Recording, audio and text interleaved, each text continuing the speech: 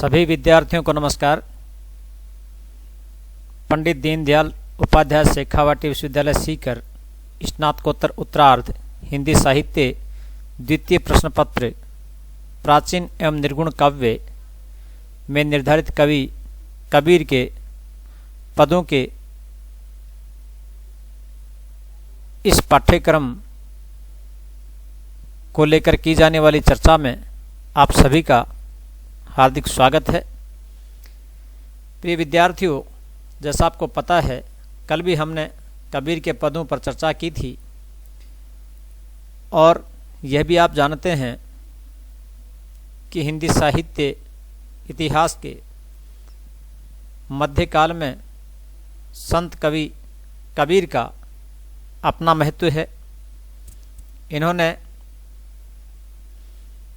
तत्कालीन समाज में प्रचलित आडंबर, पाखंड, जातिवाद, इन सब का बहुत घोर विरोध किया है और इसी के साथ उन्होंने सभी मनुष्यों को समदृष्टि प्रदान करने की कोशिश की है।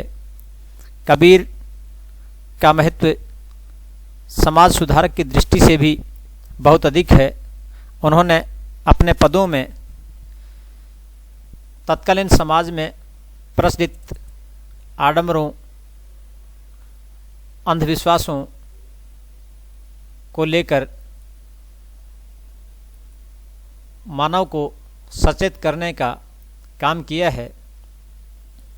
प्रस्तुत पद जो हम पढ़ने जा रहे हैं, जिस पर आज हम चर्चा करेंगे, वह भी कबीर की उसी दृष्टि को प्रदर्शित करता है।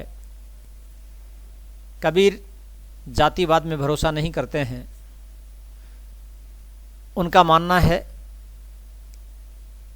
कि मनुष्य की एक ही जाति है और एक ही धर्म है और वह है मानवता। कबीर ने अपने समय के जो प्रचलित आडंबर हैं, उन सभी का विरोध किया है। तो आइए आज का जो पद है वह हम पढ़ते हैं। प्रस्तुत पद आचार्य हजारी प्रसाद द्विवेदी द्वारा संपादित कबीर वाणी से लिया गया है और हमारे पाठ्यक्रम का यह द्वितीय पद है। तो आइए सबसे पहले हम इस पद को पढ़ते हैं। संतन जात न पूछो निर्गुणिया, साध ब्राह्मण साध छत्री, साधई जाति बनिया, साध मना 36 कौम है, टेढ़ी तोर पुछनिया, साधे नाऊ साधे धोबी, साधे जाति है बरिया, साध मना रैदास संत हैं, सुपचर शीशो भंगिया, हिंदू तुर्क दुई दीन बने, कछु ना पहचनिया। संतन जात न पूछो निर्गुणिया।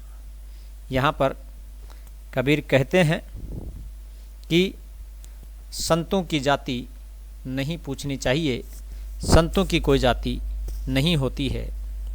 वे कहते हैं कि अरे मनुष्य, अरे मानव, तो संतों की जाति क्यों पूछ रहा है और निर्गुण संतों की जाति तो क्यों पूछ रहा है? क्योंकि निर्गुण संतों की कोई जाति नहीं होती।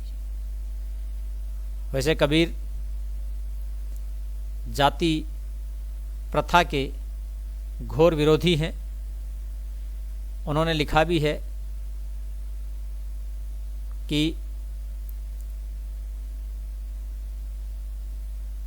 जाति ने पूछो साध की, पूछ लीजिए ज्ञान, मोल करो तलवार का, पड़ी रहने दो म्यान।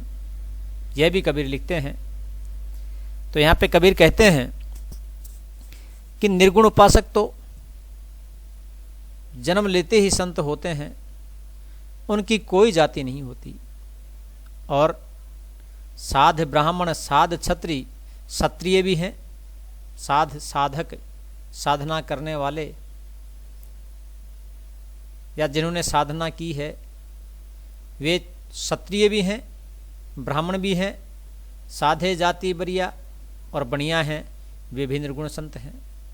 और साध मना 36 कौम है, और जो 36 कौम हैं, जो 36 जातियां हैं, वे भी, उनमें भी सभी संत हैं, अर्थात उन सभी जातियों के भी निर्गुण संत हैं। टेढ़ी तोर पूछनिया, अरे पूछने वाले, प्रश्न करने वाले, ये तेरा जो प्रश्न है वह प्रश्न बड़ा टेढ़ा है और इसका उत्तर भी सहज नहीं है, क्योंकि जो निर्गुण संत हैं वे तो सभी हैं, ब्राह्मण भी हैं, क्षत्रिय भी हैं, बनिया भी हैं, और 36 कौम के सभी जातियों के जो लोग हैं वो हैं। साधे नाव, नाई भी हैं, साधे धोबी, धोबी भी हैं, साधे जाति हैं बरिया।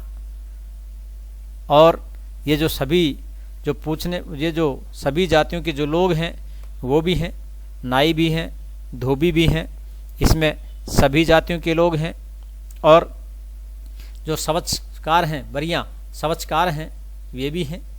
साध मना रैदास संत हैं, और साधु में रैदास संत भी हैं जो बहुत ही श्रेष्ठ हैं। और सुपच ऋषि सो भंगिया, और जो सुपच ऋषि हैं वे भी हैं। सो भंगिया, जो सुपच ऋषि हैं जो भंगी जाति से हैं वे भी हैं। यहाँ पर सुपच ऋषि सो भंगिया कथन से तात्पर्य आचार्य हजारी प्रसाद द्विवेदी ने उल्लेख अपने कबीर वाणी में उल्लेख करते हुए जो लिखा है वो इस प्रकार से है कि